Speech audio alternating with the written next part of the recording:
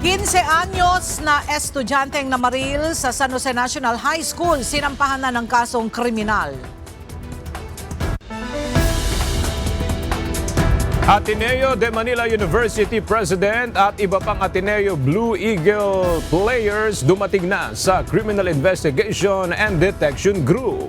CIDG investigation sa Aurora drowning incident tatapusin na bukas ayon kay Secretary John Vic Remulla. Pahayag na kulang sila sa tao, itinanggi ng House Prosecution Team.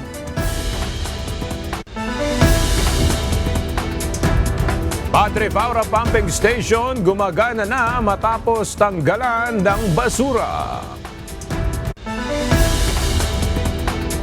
At pagdaraos ng Wish Bus on campus sa Arellano University naging matagumpay.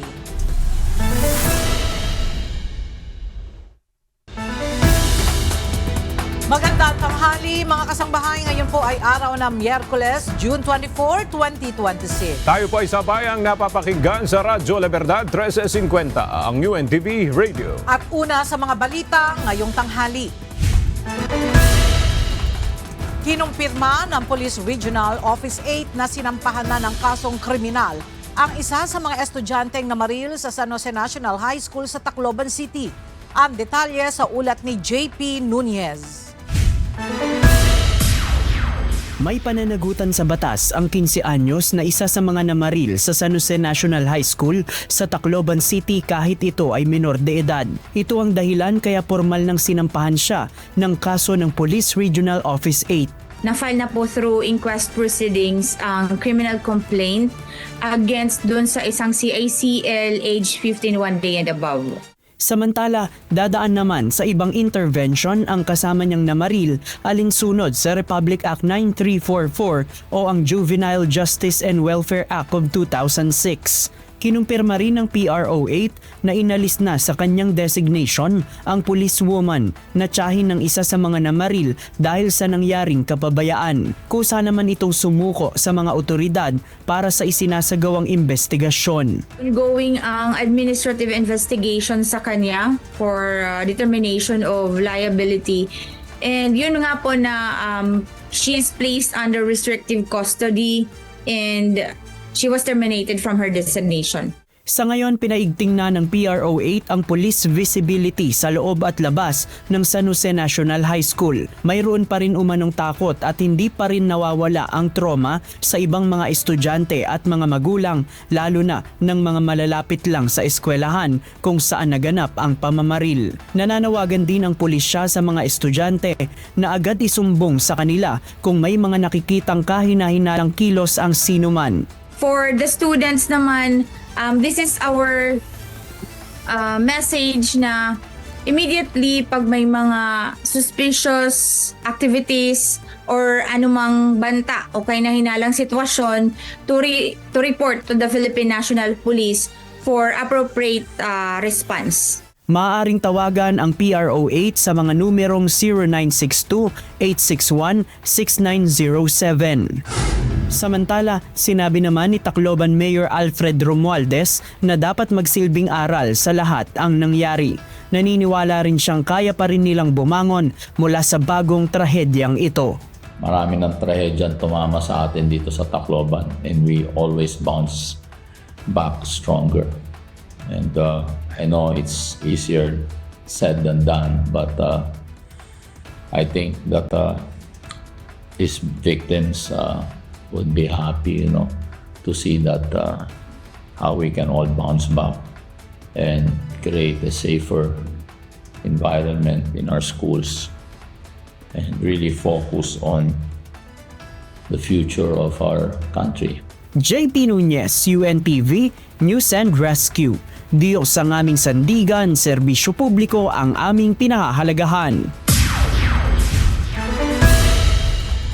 Kahit walang direktang partisipasyon, maaring papanagutin pa rin ang pulis na may-ari ng baril na ginamit ng isa sa mga menor de edad sa pamamaril sa San Jose National High School sa Tacloban City noong Lunes. Ang detalye mula sa ulat ni Lea Ilagan. Mahalaga Mahalaga ang tamang safekeeping ng mga baril upang makaiwas sa anumang disgrasya. Ito ang ipinaalala ng PNP Firearms and Explosives Office kasunod ng nangyaring pamamaril sa San Jose National High School sa Tacloban City noong Lunes, kung saan isa sa mga suspect ang gumamit ng baril ng kanyang tiyahin na pulis. Base sa FEO, ang safety ay lagi nag-uumpisa sa responsibilidad, kung saan dapat na-secure ang baril sa maayos na lagayan upang hindi magamit ng mga hindi otorisado. Iwasan na maabot ito ng mga bata o unauthorized na individual. Ilagay ito sa mga lockbox at hayaang nakalak kung hindi ginagamit. Alamin ang batas o ang Republic Act 10591 at mga regulasyon nito. At maging responsableng gun owner sa lahat ng oras. Kaugnay nito, inalis na sa pwesto at ngayon ay nahaharap sa summary dismissal proceedings ang pulis na may ranggong Police Staff Sergeant na may-ari ng baril na ginamit ng isa sa suspect. Ito'y habang iniimbestigahan kaugnay sa kanyang kapabayaan.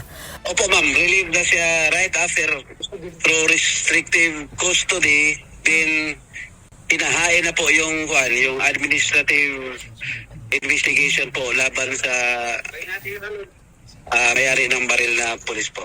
Lumalabas kasi sa investigasyon na sa 40 basyo ng bala ng baril na nakuha sa crime scene, 39 ang mula sa 9mm issued pistol ng pulis. Ang baril din ito ang nakapatay sa 3 biktima. Yung bilang ng nasawi is dalawang babae at isang lalaki. Then, may iba tayong na-check sa mga hospitals. Yung shooting-related na injury, we recorded 15. Tapos yung mga tumalon lang na pilay, may 5 po tayong na-account po. Total is 23 victims. Ang National Police Commission o NAPOLCOM magsasagawa ng motu proprio investigation sa insidente ng pamamaril. Partikular na iimbestigahan ng NAPOLCOM kung ano ang administrative liability ng policewoman na may-ari ng baril. Leia Ilagan, UNTV, News and Rescue. Diyos ang aming sandigan, serbisyo publiko ang aming pinahahalagahan. Sa kabila ng takot at panganib, nagpakita ng katapangan ang isang guro sa San Jose National High School sa Tacloban City. Nailigtas nito ang nasa mahigit 30 estudyante sa kasagsagan ng nangyaring pamamaril sa loob ng kanilang paaralan na nangyari noong Lunes. May ulat si Lizelle Nael. Ikinuwento ng isang teacher sa San Jose National High School sa Tacloban City ang kanyang personal na karanasan nang masaksihan ang nangyaring pamamaril ng isa sa mga estudyante sa loob ng kanilang paaralan noong Lunes, June 22. Ayon kay Ma'am April Ladrera, katabi lamang ng kanilang classroom ang silid-aralan na pinasok ng estudyanteng namaril. Batay sa kanyang salaysay, nasa classroom nila ang nasa 35 mga estudyante nang mangyari ang insidente. Nang umalingaw-ngaw na nga ang magkakasunod na pagputok ng baril sa kabilang silid-aralan, dito na niya pinayoko ang kanyang mga estudyante at hindi na pinalabas pa ng classroom. Habang ang iba naman ay kanyang niyakap dahil marami ang nag-iiyakan bunsod ng matinding takot. Bagaman aminado ang guro na nakaramdam rin siya ng matinding takot, hindi siya nagpatinag at piniling maging matatag para sa kanyang mga estudyante. So yung 35 students, all we have to do is to protect them, and we cannot let them go out because the shooting is outside. So how can we sacrifice our students to go out? So we have to protect them inside. Kwento ni Teacher April, mabuti na lamang at hindi lumipat sa kanilang classroom ang namaril na estudyante at sa halip ay nagtungo ito sa iba pang bahagi ng paaralan. Umikot siya, tapos sabi ng bata, "Ma'am, nasa likuran niyo na." Kinabahan ako kasi yung baril, nakaganyan na doon sa window, nakaganyan na siya.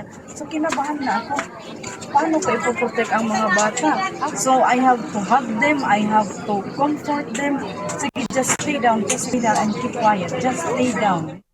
Nang makakita na siya ng pagkakataon na makatakas, agad niyang pinalabas ng classroom ang kanyang mga estudyante. Ipinagmalaki naman ni Teacher April ang kabayanihan na ginawa ng isa sa kanyang mga mag-aaral na tumulong para gabayan ang kanyang mga kaklase na makaligtas sa insidente. So yung aming bata, yung lalaki, na para sa akin, he was a hero para sa akin. Sabi niya, ma'am, umalis na. Labas na kayong lahat. So labas na kami lahat. So ako yung last, advisor, kami yung last, hindi ko na nakita kung basta ang nakita ko, takbuhan na lahat sa lapalabas na gito. So sabi niya na, ma'am, sige na, takbo ka na. Sabi ko, uy, sama na tayo. So hindi ma'am, takbo ka na. Parang siya yung last. Parang siya yung last. So para sa akin, I was very thankful for him na talaga yung buhay niya, parang hindi niya naisip na kung anong mangyara sa basta lahat sila, teacher ko kasi. Pero sumunod din siya. Mabuti na lang, that section that I was handling, safe lahat. Nakalabas lahat, walang natamaan, hindi nagpaputok sa rungan. Samantala, ilang mga estudyante at magulang ang bumalik sa paaralan kahapon upang kunin ang kanilang mga naiwang gamit dahil sa nangyaring pamamaril. Pinayagan lamang sila na makapasok ng eskwelahan kasama ang kanilang mga guro para sa kanilang kaligtasan. Samantala, nanawagan naman ang Philippine National Police sa mga magulang at guro na agad iulat ang anumang banta, kahina-hinalang kilos o pagbabago sa ugali ng mga estudyante upang maagapan ang mga ito at huwag nang maulit ang pangyayari. Mensahe namin sa mga parents, the teachers, and the students to, report immediately sa kapulisan if ever may mga threats, may mga suspicious activities, or may mga noticed na mga behavioral changes sa students para, mabigyan agad ng immediate action ng kapulisan, especially when it relates talaga to the safety and security ng mga students and the teachers. Lizel Nael, UNTV News and Rescue. Diyos ang aming sandigan, serbisyo publiko ang aming pinahahalagahan. Sang-ayon ang Malacanang na dagdagan ang budget ng mga eskwelahan para makapag-hire ng mga security guard. Samantala, nakatakda ring magbigay ng rekomendasyon ang Philippine National Police hinggil sa mga kailangang hakbang para matiyak ang seguridad sa loob ng paaralan. May report si Nel Mariboho. Iniutos na ni Pangulong Ferdinand Marcos Jr. na muling pag-aralan ang mga ipinatutupad na security protocols sa mga eskwelahan. Kasunod ito na nangyaring shooting incident sa San Jose National High School sa Tacloban City noong Lunes, June 22. Ayon sa spokesperson ng Philippine National Police na si Police Colonel Allen Reyco, bukod sa pagrebisa sa security measures, magre-rekomenda rin sila ng mga kinakailangang hakbang para matiyak ang seguridad ng mga estudyante, guro at iba pang personnel ng mga eskwelahan. Agad pong ipinag-utos ng ating Chief PNP. Unang-una po ang comprehensive review ng lahat po ng ito. Existing security protocols, para po sa na prevailing sa ating pong mga eskwelahan. Ito pong access control and entry procedures. We are recommending na yung pong mga schools na malalaki, na marami pong ingress at egress ay ilimit na lang po sa isa o dalawa para po mas ma-monitor natin ang mga pumapasok. Bukod rito, ayon sa PNP, mas paigtingin rin nila ang koordinasyon sa mga barangay, gayon din ang pagkakaroon ng active shooter drills sa mga eskwelahan. Also, papalakasin po natin yung coordination mechanism between the law enforcement, the barangays, as well as the schools po natin. And isa pa po ay yung we are planning to conduct simulation exercises kagaya po ng earthquake drills natin na kung saan ay matuturuan po ang ating mga estudyante at ating mga guro at lahat po kung paano po mag-react o ano po ang gagawin in crisis situations to include active shooter situations. Nagpahayag rin na suporta ang palasyo sakaling kailanganin ng dagdag na budget ang Department of Education sa pagkuha ng mga well-trained na mga security guard na magbabantay sa mga eskwelahan. Yan po ay naitanong din po natin at kung kinakailangan po talaga ay kailangan po magdagdag ng budget. Pagka ito po ang pinag-usapan natin para po sa seguridad ng ating mga kabataan at mga mag-aaral. Nel Maribuho, UNTV News and Rescue. Diyos ang aming sandigan, serbisyo publiko ang aming pinahalagahan. Hindi makatao para sa isang makabayan lawmaker ang panukala ni Senator Robin Padilla na ibaba sa 10 taon ang edad ng criminal liability. Ngunit para sa ibang mambabatas, kailangan pag-aralang mabuti ang naturang panukala. May report si Rosalie Coz. Tinawag na barbaric o mabagsik ni House Deputy Minority Leader at ACT Teachers Party List Representative Antonio Tino ang panukala ni Senator Robin Hood Padilla na amyendahan ng Juvenile Justice and Welfare Act para maibaba sa 10 taong gulang ang edad ng criminal liability. Muling nanawagan ng senador kaugnay ng panukala kasunod ng pamamaril ng 2 menor de edad sa isang paaralan sa Tacloban City, Leyte kung saan 3 ang nasawi at marami rin ang sugatan. Ayon kay Representative Tino, sukdulang pagtalikod dito ng pamahalaan sa responsibilidad. Hindi rin anya makatao ang pagbaba ng edad ng criminal responsibility sa 10 taong gulang. Kriminalisasyon ito ng mga batang Pilipino dahil sa kabiguan ng pamahalaan. Dagdag pa nito, hindi dapat ikulong ang mga bata dahil sa kapabayaan at kahirapan. Ayon naman kay House Good Government and Public Accountability at Manila 3rd District Representative Joel Chua, kailangang pag-aralang mabuti ang panukala. Maganda yung proposal na yan, pero siyempre kailangan alamin din natin, pakinggan din natin yung insights ng iba-ibang mga stakeholders, ng mga iba-ibang mga halimbawa ng DSWD, ng mga ibang mga eksperto po pagdating po dito.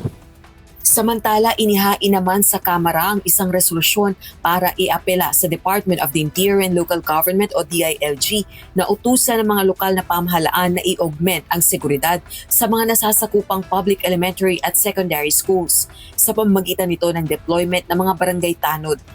Inihain ng House Resolution No. 1145 ni House Deputy Majority Leader at Pampanga 3rd District Representative Mica Gonzales. Bukod dito, nakapaloob din sa resolusyon na dapat magkaroon ng pagtutulungan ang Department of Education, Philippine National Police at local barangay councils para makabuo ng estriktong screening protocols.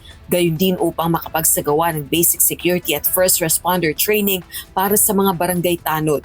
Rosalie Coz, UNTV News and Rescue. Diyos ang aming sandigan, serbisyo publiko ang aming pinahahalagahan. Nailibing na ang nasawing Ateneo de Manila Men's Basketball Team member na si Rene Claret Baterbonia. Alas 9:30 ng umaga nang umusad ang funeral march mula Municipal Gymnasium ng Talacogon, Agusan del Sur patungong Talacogon Municipal Memorial Park. Buhos ang luha ng mga kapamilya, kaibigan at maging mga taga-suporta sa huling sandali nito.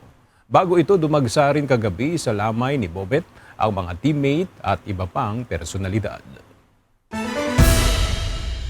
Target ng tapusin ngayon linggo ng National Bureau of Investigation ang kanilang investigasyon kaugnay ng pagkalunod ni Rene Baterbonia at Divine Adili sa Dipaculao, Aurora. Ayon kay NBI Director, tanging ang mga nakalap na ebidensya ang kanilang pagbabatayan sa ilalabas nilang resulta. Samantala, tiniyak naman ng legal counsel ng dating Ateneo Blue Eagle coach na si Tab Baldwin na patuloy itong makikipagtulungan sa NBI. Well, every statement, importante po yan. Actually, that's why I don't want to give a partial or initial report na sasabihin ko, pwedeng ganito, ganyan. We want to finish the investigation. What we are avoiding here is maging parang personal or political yung basis. We will base our findings on the evidence and testimonies ng mga ating mga interview. We come before this office in the spirit of full cooperation, in full compliance with the subpoena, and in order to shed light on the incidents of June 8, 2026. So the investigation is ongoing. We've given our full cooperation, and let us allow the investigation to take its course. Ngayong araw, inaasahan dadating sa tanggapan ng NBI ang ilang utility workers at sa Biyernes, June 26 naman, si Ateneo de Manila University President Roberto Yap. Halos kumpleto na ang investigasyon na isinasagawa ng Criminal Investigation and Detection Group sa pagkamatay ng dalawang basketball player ng Ateneo Blue Eagles. Kaya naman sinabi ni DILG Secretary John Vic Remulla na tatapusin na nila ang isinasagawang investigasyon bukas para makapagsumiti na ng rekomendasyon sa Department of Justice. Ang detalye hatid ni Lea Ilagan live. Lea, kailan yung planong submission ng CIDG ng rekomendasyon sa DOJ?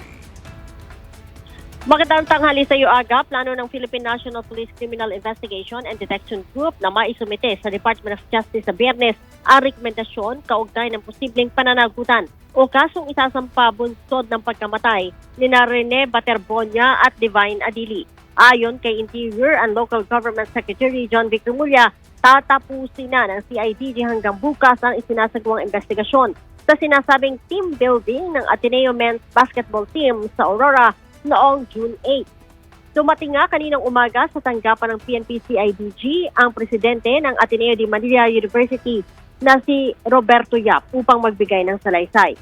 Nagtungo rin dito ang ilan pang former players ng Ateneo Blue Eagles na sina Gian Mamuyak at Tyler Tiu. Sinabi ni Secretary Remulla na ipatatawag din nila ang may-ari ng foundation na sumusuporta sa Ateneo Blue Eagles. Halos 100 individual aniya ang na-interview at nakuha na ng pahayag ng CIDG kaugnay ng insidente. Halos tapos na ang investigasyon namin. Medyo conclusive na. Sa Biyernes, isasabitan namin sa DOJ for filing ang kaso. Hintayin nyo na lang sa Biyernes ang aming huling pagsuri at makikita natin kung ipapaliwanag namin sa inyo kung anong nakita namin sa investigation na to. This investigation has been going on for the last 2 weeks. Kahapon, Aga, nagsagawa naman ang crime scene reconstruction ng CIDG at local police sa lugar kung saan nangyari ang team building hanggang sa sinasabing malunod ang dalawang players. Samantala, pinadalhan na rin ang show cause order ng Commission on Higher Education ang Ateneo de Manila University upang magpaliwanag kung ano ang nangyari sa team building sa Aurora Province noong June 8 na nagresulta nga ng pagkasawi ni Baterbonia at Adili. Dapat din itong ipaliwanag kung bakit hindi dapat silang mapatawa ng parusa dahil sa umano'y paglabag sa mga utos ng CHED patungkol sa pagsasagawa ng mga aktibidad sa labas ng campus, gayon din sa posibleng paglabag sa anti-hindindo. Sa inilabas na pahayag ng komisyon, June 9 pa nila pinagsusumite ng report ang Ateneo, ngunit bigo umano ang mga ito na maisumite ang hinihinging record at informasyon. Binigyan ng kawani ang universidad ng 10 araw para makapagsumite ng written explanation mula sa pagtanggap ng show cause order. Aga. Maraming salamat, Lea Ilagan. Samantala, sa iba pang balita, isiniwalat ng dating Department of Public Works and Highways official at ngayon ay state witness na si Henry Alcantara ang iba pang personalidad na umano'y nakatanggap din ng mga kahong naglalaman ng milyong halaga ng salapi mula sa flood control projects. May ulat si Evan Alvarez. Nililitis ngayon sa 2 dibisyon ng Sandigan Bayan ang mga kaso ni dating Senador Ramon Bong Revilla Jr. at mga dating opisyal ng DPWH Bulacan ng 1st District Engineering Office. Ito ay may kaugnayan sa umano'y Ghost Flood Control Project sa Pandig, Bulacan na may halagang 92.8 million pesos. Humarap sa Sandigan Bayan 4th Division na humahawak ng kasong graft si Edric San Diego, driver ng dating engineer at ngayon state witness na si Henry Alcantara bilang testigo.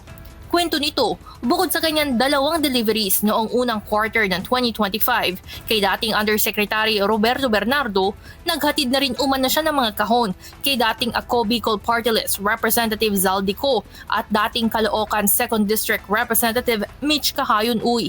Ayon kay San Diego, trabaho niyang mag-deliver ng mga kahon batay sa utos ng kanyang boss na si Alcantara. Si San Diego ay nauna ng pinangalanan ni Senator Panfilo Ping Lacson noong September 2025 na kabilang sa Bulacan Group of Contractors o mas kilala sa tawag na BGC Boys.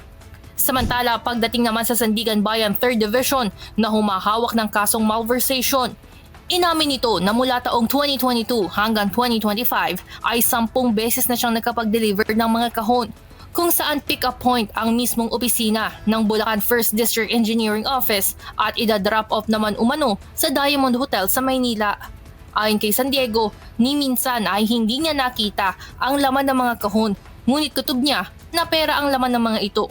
Batay sa kanyang obserbasyon at naririnig na usapan sa pagitan ni Alcantara at iba pa nitong tauhan. Samantala, una nang itinanggi ni former Congressman Kahayon Uy ang pagkakasangkot sa flood control scandal, habang ang dating kongresistang si Zaldico naman ay nananatiling pugante dahil may kinakaharap ring mga kaso sa Sandigan Bayan. Evan Alvarez, UNTV News and Rescue.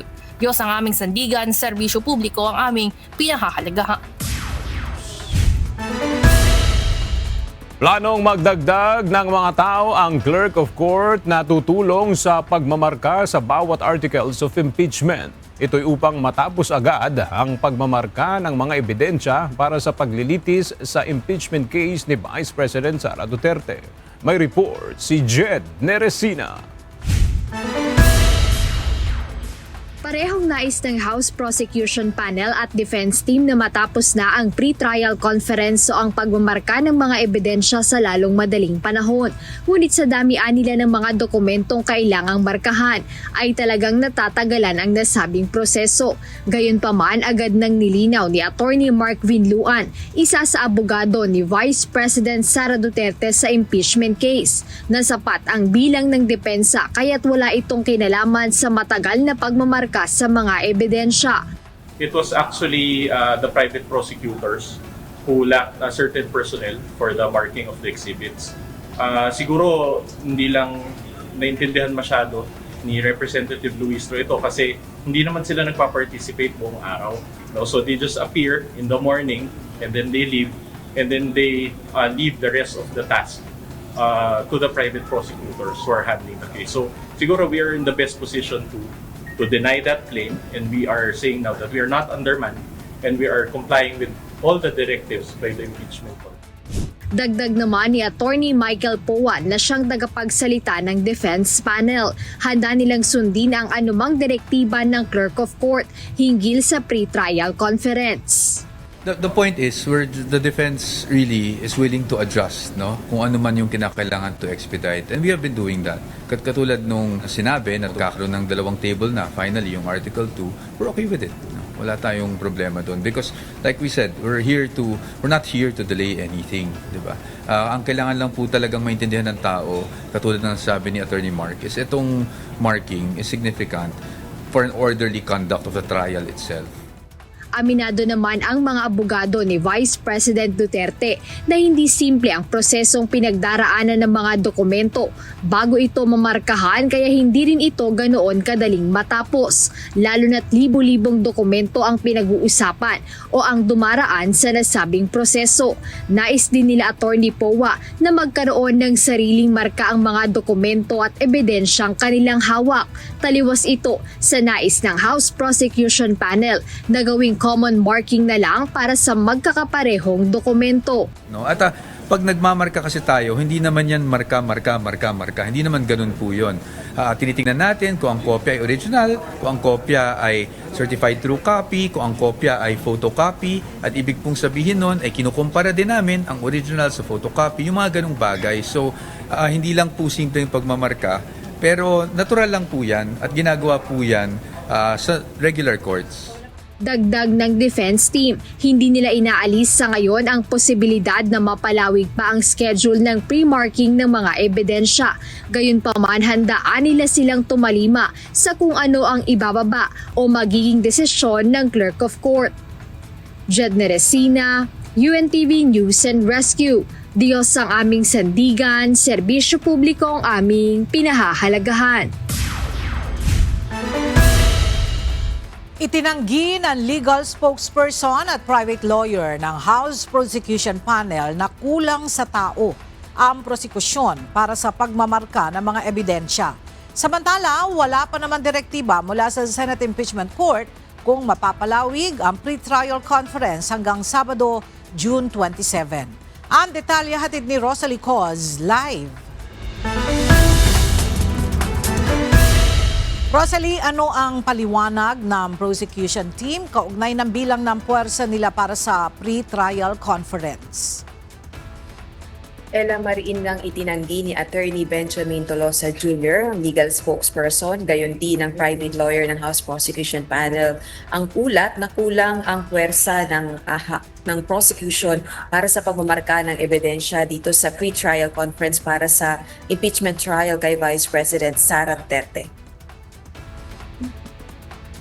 Gate nito, aktibong nakikibahagi sa pre-marking of evidence ang public prosecutors. Bahagi ng pre-trial conference ang pagmarka ng documentary evidence na gagamitin sa paglilitis kay Vice President Duterte.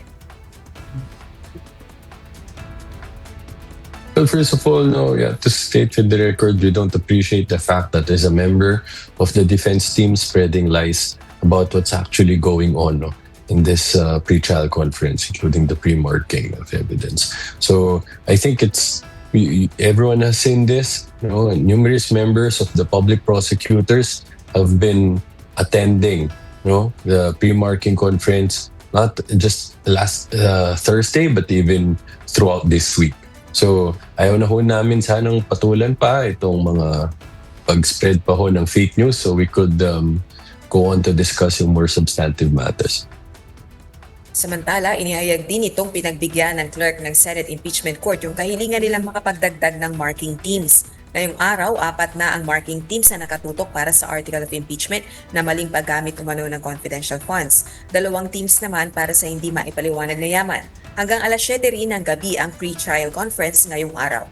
Samantala, naisumite na rin ng prosecution ngayong araw sa Senate Impeachment Court yung kanilang manifestation kung saan nakasaad ang hiling na gumamit ng Filipino at English language sa gagawing paglilitis. Bukod dyan, nakasaad din doon sa manifestation ng prosecution yung pagsalang or pagkakaroon ng public at private prosecutors sa presentasyon ng testigo at ang disclosure sa kabilang panig nung isasalang na testigo 3 araw bago isalang o i-present sa gagawing paglilitis. Balik sa iyo, Ella. Maraming salamat, Rosalie Coz. Pumasok na sa ika-4 na araw ang pagmamarka ng mga ebidensyang may kaugnayan sa articles of impeachment laban kay Vice President Sara Duterte. Mula sa Senado, may detalye si Jed Neresina live. Jed, may ginawa na bang pamamaraan ng Clerk of Court para mapabilis itong pagmamarka ng mga ebidensya? Agad sa ika-4 na araw nga ng pre-trial conference ay nagdagdag na ang Clerk of Court ng marking tables o marking teams na magpoproseso doon sa mga ebidensya o dokumentong kailangang markahan. Ito rin yung kinumpirma sa atin ni Attorney Michael Powa na siyang tagapagsalita ng defense team ni Vice President Sara Duterte, maging ni Prosecutor Representative Leila De Lima. Hindi pa rin natatapos ang pagmamarka ng mga ebidensyang ipepresenta sa impeachment trial ni Vice President Sara Duterte. Nauna nang inihayag ng bawat panig na libo-libong dokumento ang dumaraan sa nasabing proseso, kaya hindi madali ang prosesong ito, lalo na't isa-isa itong tinitingnan o ini-screen bago mamarkahan. Gayunpaman, ayon kay Attorney Michael Powa, tagapagsalita ng defense team ni VP Duterte, inabisuhan na silang magdagdag ng marking tables at teams na mag-aasikaso sa mga ebidensya kada articles of impeachment. Ngunit hindi pa rin nila inaalis ang posibilidad na ma-extend pa sila ng araw para sa pre-trial conference. Sir, may dagdag na station na ngayon yan. Ipapatupad na po ngayong araw. Yun ang kasunduan kahapon, so hopefully. Are we expecting to finish today? I don't know, I cannot say. I'll give you an update later.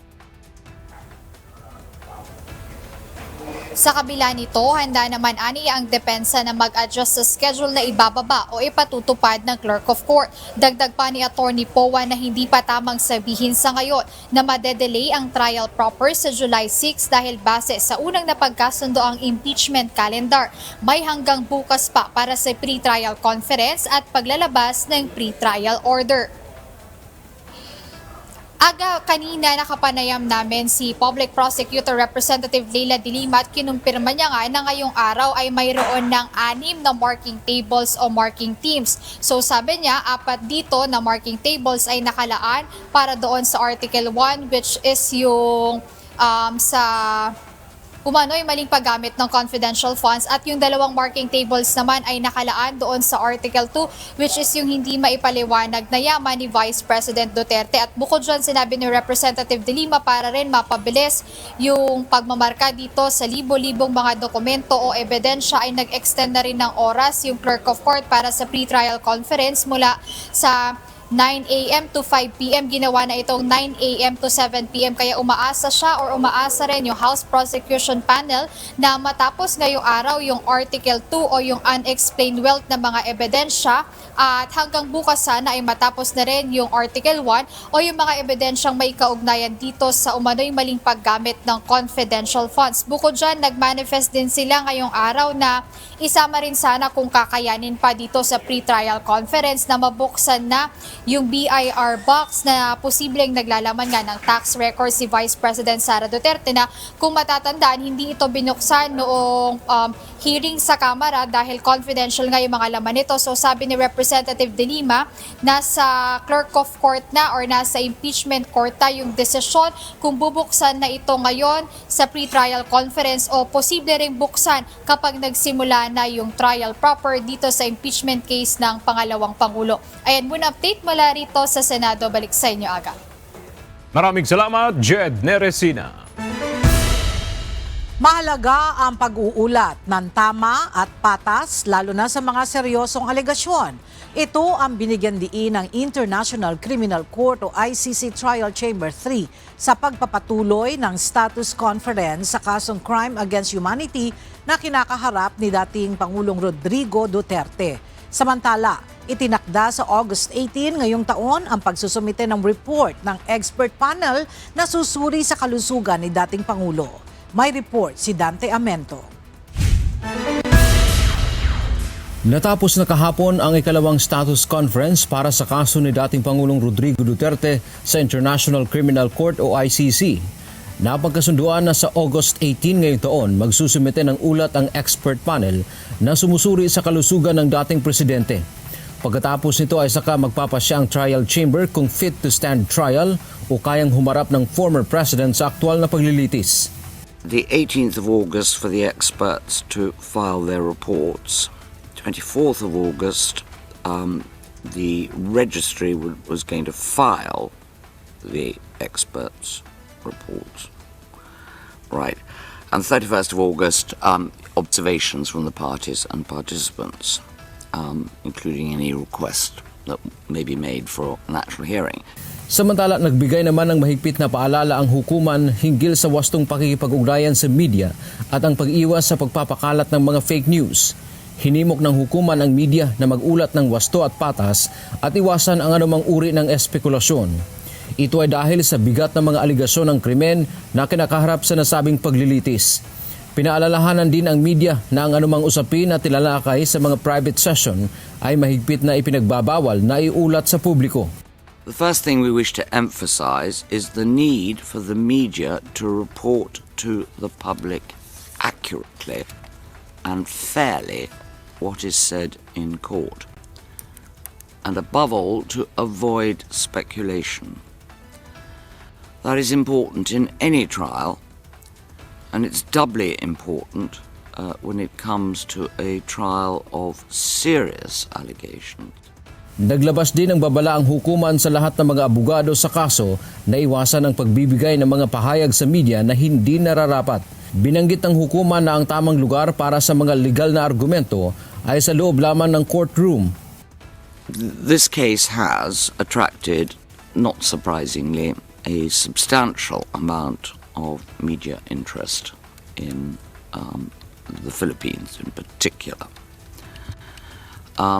That's not, of course, only mainstream media, but as is common these days, social media, and additionally appears to have provoked suppliers of what is undoubtedly fake news, and obviously fake news. Partikular na pinuna ng ICC ang dating Defense Counsel ni FPRRD na si Attorney Nicholas Kaufman hinggil sa kanyang mga personal na opinyon sa mga desisyon ng korte na hindi umano nararapat. Bagamat pinaalalahanan na maging magalang at profesional, muli itong lumabag matapos magbigay ng mga panayam noong Abril kaugnay ng desisyon sa jurisdiksyon. Ang hakbang na ito ng ICC ay bunsod ng matinding atensyon ng media, lalo na sa Pilipinas, at ang paglitaw ng mga umano'y maling impormasyon sa mainstream at social media. Trials are not conducted by the court of public opinion, but by this court during the course of the proceedings. Itinakda ang susunod na status conference sa July 14, September 7, October 13 at November 2 ngayong taon. Dante Amento, UNTV, News and Rescue. Diyos ang aming sandigan, serbisyo publiko ang aming pinahahalagahan. Inaasahang madadagdagan pa ang bilang ng mga biktima ng war on drugs na tetestigo sa International Criminal Court o ICC sa paglilitis ni dating Pangulong Rodrigo Duterte. Ayon kay Attorney Andres, abogado ng mga biktima, bubuksan ng ICC ang application para sa mga gusto pang sumama sa proceedings. Alamin natin ang balitang yan mula kay Dante Amento Live. Dante, may mga qualifications ba na kailangan para makatestigo sa ICC? Magandang tanghali, Aga. Ang isa sa qualification na ibinigay ng International Criminal Court ay yung willingness o yung kahandaan ng mga biktima na magbigay ng kanilang testimonya kaugnay sa war on drugs. At inaasahan nga na dadami pa ang bilang ng mga biktima ng war on drugs na magbibigay ng testimonya sa International Criminal Court o ICC. Ito ay sa gitna ng mga paghahanda para sa nalalapit na paglilitis sa kaso ni dating Pangulong Rodrigo Duterte. Kinumpirma ni Attorney Gilbert Andres ang legal na kinatawan ng mga biktima na mayroon ng 539 na admitted victims na lalahok sa kaso laban kay FPRRD. Dagdag pa ni Attorney Andres ang pangunahing layunin ng mga biktimang ito sa ilalim ng kanilang trial brief ay ipakita ang tunay na suffered harm o ang tindi ng dagok at pinsala na naranasan nila dahil sa war on drugs. Binigyang diin niya na ang papel ng mga biktima ay hiwalay sa tungkulin ng prosekusyon na siyang may obligasyong patunayan ang mga krimen. As of now po, base po sa pre-trial at nangyaring confirmation of the charges hearing ay meron pong as of now 539 admitted victims po. Now, ngunit proseso naman po ito ng ICC ay bubuksan po muli yung application for victim participants. Kaya hopefully maging handa po yung iba pa pong mga biktima kung buksan na po yung proseso ng victim application. Hindi nagbigay ng malalim na detalye ang kampo ni Attorney Andres tungkol sa kanilang mga preparasyon dahil sa mga seryosong security concerns para sa kaligtasan ng mga biktima. Inaasahang muling bubuksan ng ICC ang proseso para sa victim participants sa lalong madaling panahon upang bigyan ng pagkakataon ang iba pang mga biktima na nagnanais makilahok sa paghahanap ng hustisya. Kasalukuyan nang inihahanda ang mga biktima para sa pagbubukas ng trial sa November 30 kung saan ayon sa Rome Statute kinakailangang humarap dito ang akusado o si dating Pangulong Rodrigo Duterte. Nanawagan din ang mga legal na kinatawan ng mga biktima na manatiling mapagmatsyag laban sa fake news o mga espekulasyon na maaaring makakaapekto sa pananaw ng publiko. Yan muna ang ating update. Balik sa iyo, Aga. Maraming salamat, Dante Amento. Dahil sa pagbaba ng presyo ng langis, unti-unti na ang bumabalik sa pamamasada ang mga jeepney driver. Ngunit hindi naman maiwasan na mangamba ang ilang transport group dahil sa muling pagsasara ng Strait of Hormuz. Narito ang ulat ni Asher Cadapan Jr. Nakakakita na ng pag-asa mga tsuper ng mga public utility jeepney para sa inaasam na sapat na kita sa kanilang operasyon. Ito ay matapos ang big-time rollback sa diesel na ipinatutupad ngayong linggo na umaabot ng mahigit kumulang 10 piso kada litro ng krudo. Aminado ang pagkakaisa ng mga samahan ng tsuper at operator nationwide o Piston na malaking tulong ito para sa kanilang hanay. Paliwanag ni Piston National President Modi Floranda, kung dati ay nakapag-uuwi lang ng nasa 300 hanggang 400 pesos ang bawat tsuper kada araw, ay maaari na silang kumita ng 700 hanggang 800 pesos ngayon. Sa ngayon ay utay-utay na bumabalik yung ating mga operator dahil nga dito sa nagaganap na pagbaba. Mayroong mang pagliit pa, manipis pa yung supply sa iba't ibang kadahilanan dahil alam naman natin na yung mga hindi nag-consolidate ay nahirapan talaga mag-renew ng kanilang prangkisa, nahirapan mag-rehistro.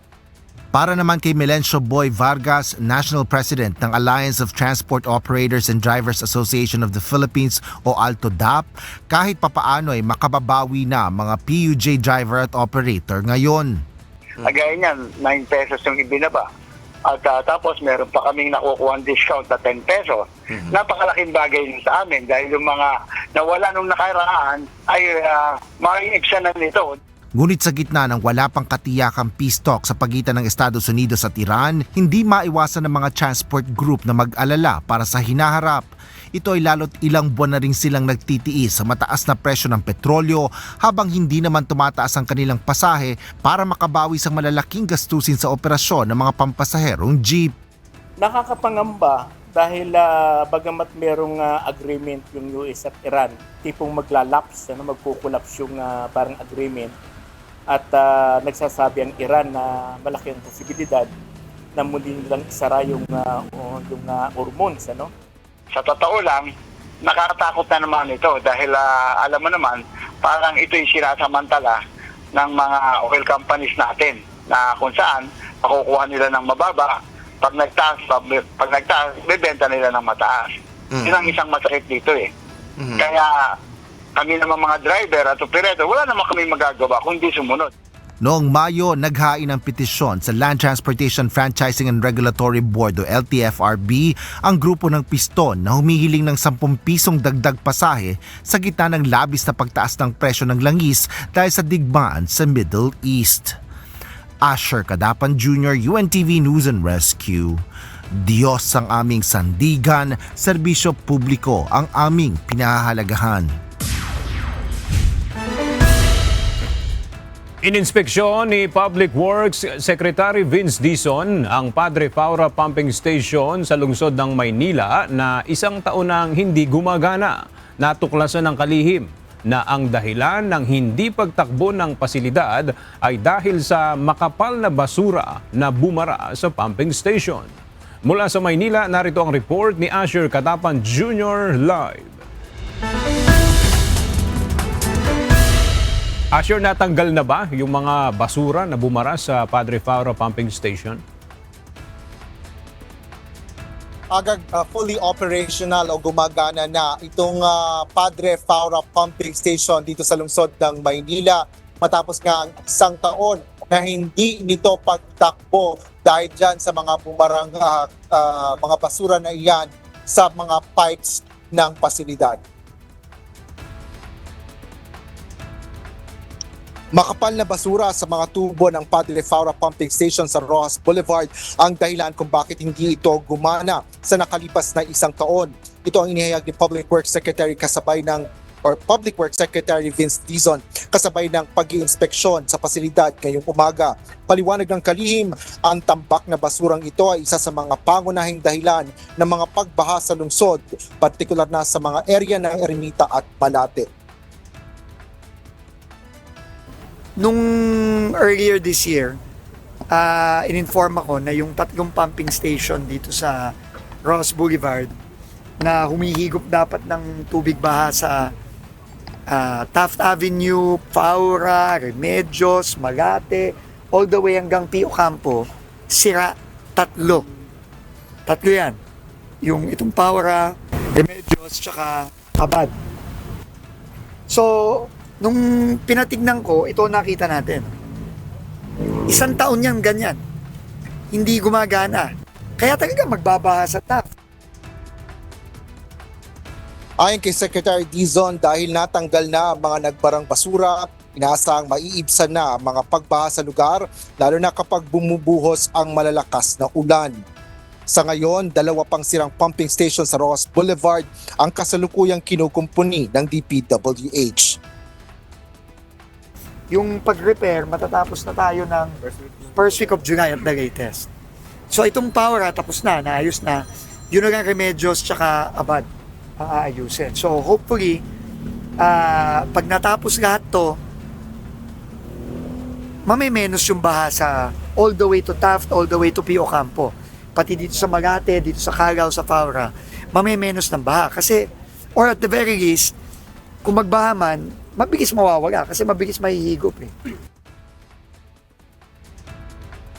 Aga sinabi rin ni Secretary Vince Dizon na nakipag-usap na sila sa lokal ng pamahalaan ng Maynila, partikular na kay Mayor Isko Moreno upang maikonekta sa linya ng kuryente ng Meralco itong Padre Faura Pumping Station upang matiyak ang tuloy-tuloy na operasyon ng pasilidad. Mula dito sa Maynila, balik sa iyo, Aga. Maraming salamat, Asher Kadapan Jr.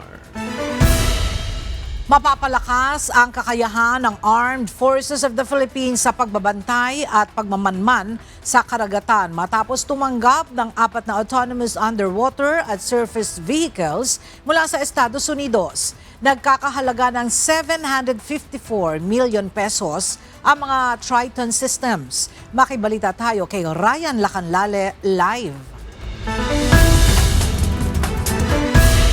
Ryan, paano mapapalakas ang kakayahan ng Pilipinas sa pagbabantay sa karagatan matapos tumanggap ng 4 na autonomous underwater at surface vehicles mula sa Estados Unidos? Ella, ayon sa Philippine Navy, ang mga unmanned systems na ito ay nakatutulong upang mapahusay na matukoy, masubaybayan at masuri ang mga aktibidad sa karagatan. Ang 4 na Ocean Aero Triton Autonomous Underwater and Surface Vehicles o AUSVS ang ipinagkaloob ng pamahalaan ng Estados Unidos sa Armed Forces of the Philippines sa isang turnover ceremony na itinagawa sa Subic Bay noong June 22. Ayon sa Philippine Navy, malaking ambag ang mga unmanned system na ito sa pagpapalawak ng maritime domain awareness ng bansa o ang kakayahang matukoy, masubaybayan at masuri ang mga aktibidad sa karagatan. Sabi ng Philippine Navy spokesperson o ni Philippine Navy spokesperson Captain Marisa Martinez na makatutulong ang mga autonomous vehicle hindi lamang sa Philippine Navy kundi sa buong AFP bilang bahagi ng modernization efforts ng Sandatang Lakas. The unmanned systems is not only surface unmanned systems but also underwater unmanned systems, and this will contribute to maritime domain awareness of not only of the Philippine Navy but also of the Armed Forces of the Philippines. So it is part of our modernization efforts, not only of the Philippine Navy but also that of the. Ayon naman sa US Embassy, nakakahalaga ng humigit mula ng 754 million pesos o $13 milyong dolyar ang 4 na Triton system. Inaasahang makapalakas ito sa kakayahan ng Pilipinas na makapag-detect at makatugon sa mga hamon sa karagatan at mga iligal na aktibidad sa dagat. Bagamat hindi pa tinukoy kung saang eksaktong i-deploy ang mga ito, sinabi ng Philippine Navy na ibabatay ang paggamit sa mga unmanned system sa operational requirements at prioridad ng Armed Forces of the Philippines. For the previous years, there had been donations by the United States.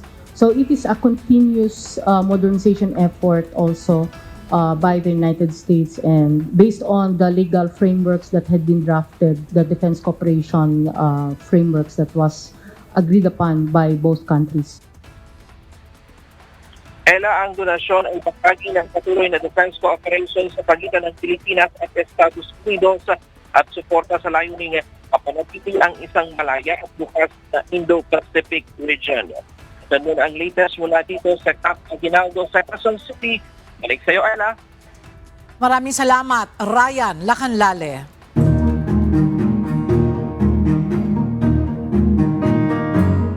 May panawagan ngayon ang mga guro at school heads at mga barangay officials sa Bulacan sa lokal na pamahalaan na mabigyan sana sila ng metal detectors para magamit para sa seguridad ng kanilang mga nasasakupan.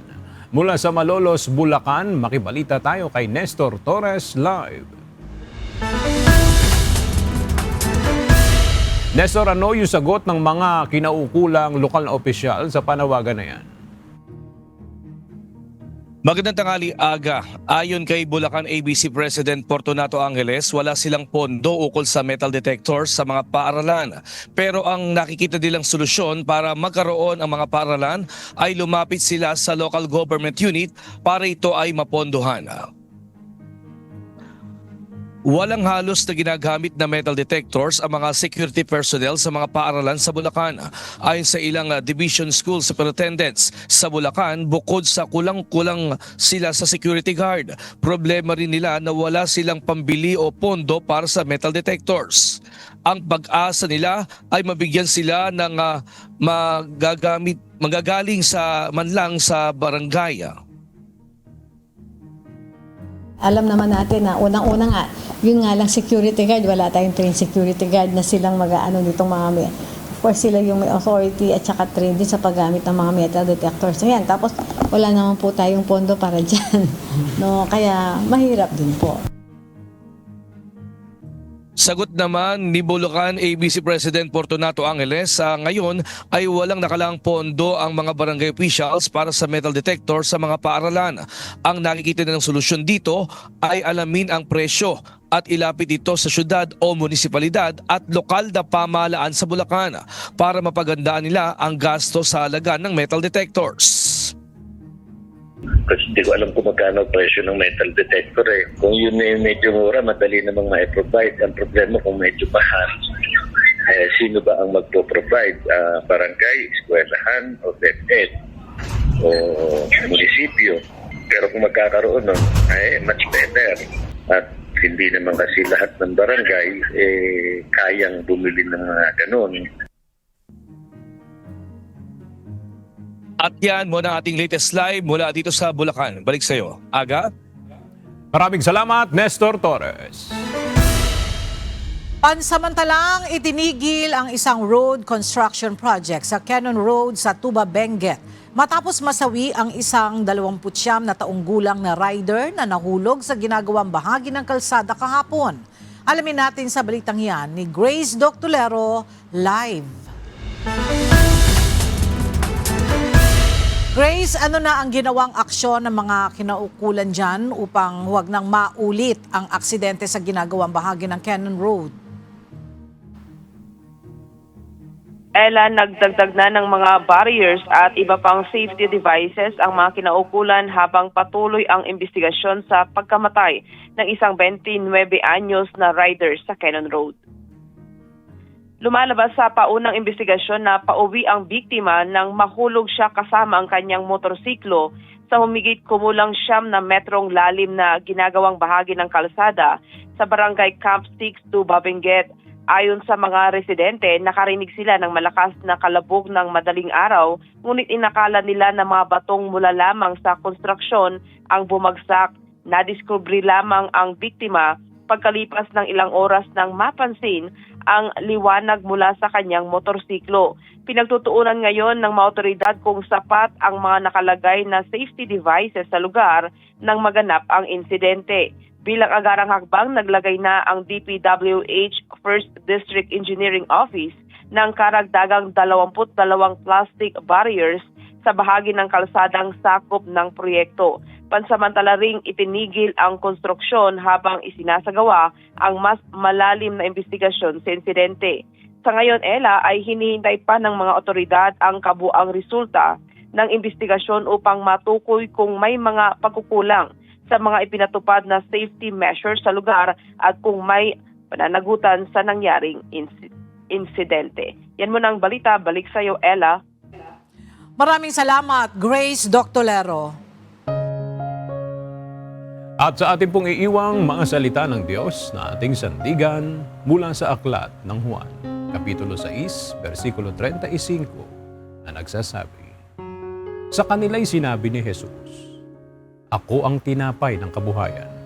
Ang lumalapit sa akin ay hindi magugutom, at ang sumasampalataya sa akin kailanmay hindi mauuhaw."